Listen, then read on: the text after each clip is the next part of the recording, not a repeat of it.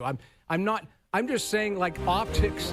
If I'm sitting on the bench and a guy with dry hair is screaming at the bench going, let's wake up, maybe you can put in a little extra effort yourself. That's the way I look at it. Well, I think that's reasonable across the board. I think it's, again, a true indictment of things when you consider this is even a conversation in a Game 7. But it is, and it was. All right, let me throw a few more likely to happens at you guys. All right, and you tell me where you stand, just to try to get a read on this.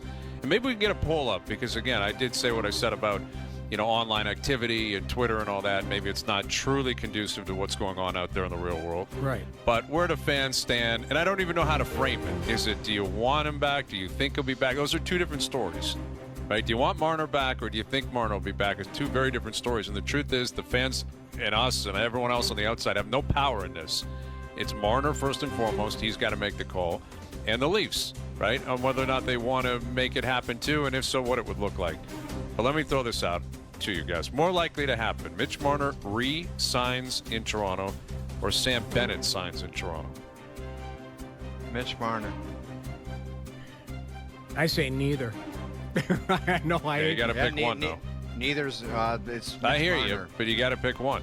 Yeah. Marner Sam Bennett or is going to be the I- exact same thing as Reinhart, where it's going to be the end of the season.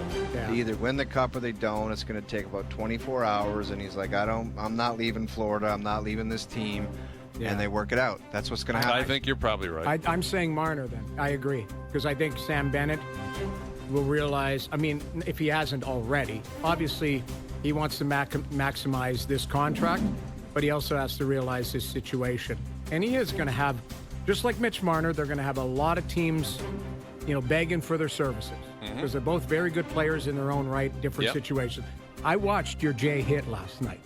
Thought it was did you? Very good. You were the voice of Toronto sports. Voice of reason. It's not voice of reason. It's the voice of Toronto sports. You are sports. the voice of Toronto sports. I don't know. Yeah. Voice of reason?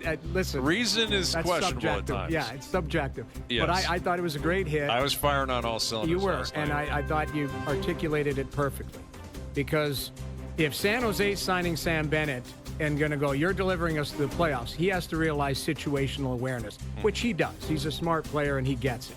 But Mitch Marner, again, I come back to what my comment yesterday about Ken Holland and, how he liked to build his teams and what I heard. Like, Brad Treliving's going, that's 100 points that might be walking out the door. How am I going to change? How am I going to replace that? Or is it going to look different? Or is it going to be the same player? Or is it going to be a combination of a bunch of different players to make up those 100 points? Like, that is the multi-million-dollar question that Brad Treliving has to go through right now, because he has no idea if Mitch Marner wants to play for the Leafs. Yep, it's his Come job. July 1st, right? If he doesn't, it's also $11 million to work with. Correct. Right? There is a lot of flexibility that comes with it. I would say more likely Marner stays than Bennett signs in Toronto. More likely to happen: Marner signs in Toronto, or Morgan Riley gets traded this summer.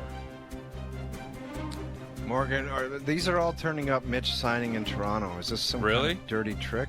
No, I'm just pointing.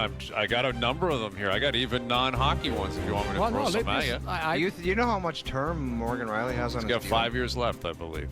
That's 7.5, full no trade. How many years has he been in the organization? 11, maybe 12 now. Might be 12. Like, listen. He's a lifer. He is a lifer, and, like, he's committed to this organization long term.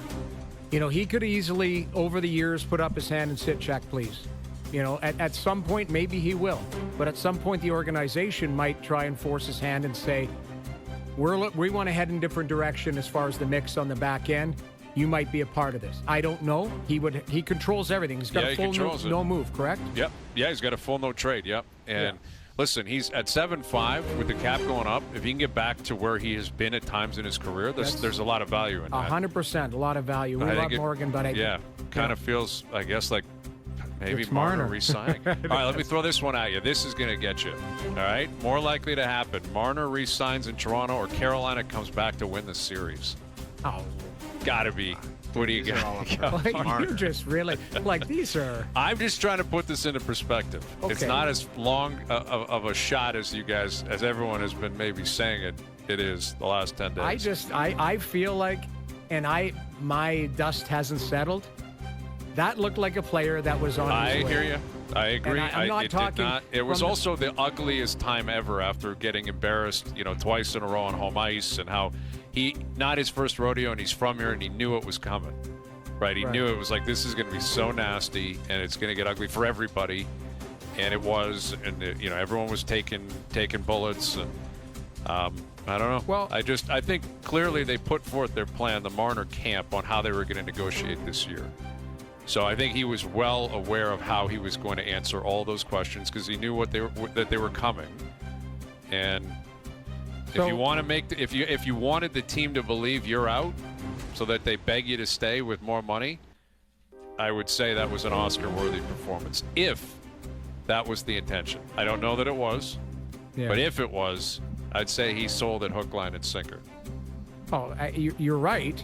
But again, you keep using the core four or whatever, or just Marner. Like, it could be, hey, we're going to put, a long-term deal in front of Mitch, or we're going to work out a deal. Yep. But Tavares is out of the mix. Yes. Like, and that would be change. That would be a lot of change. So that's, in the end, that's probably, again, what you're looking at. And this is no slight on John, especially if he wants to play for, what we would term pennies on the dollar, a $3 or $4 million contract type of thing. Mm-hmm.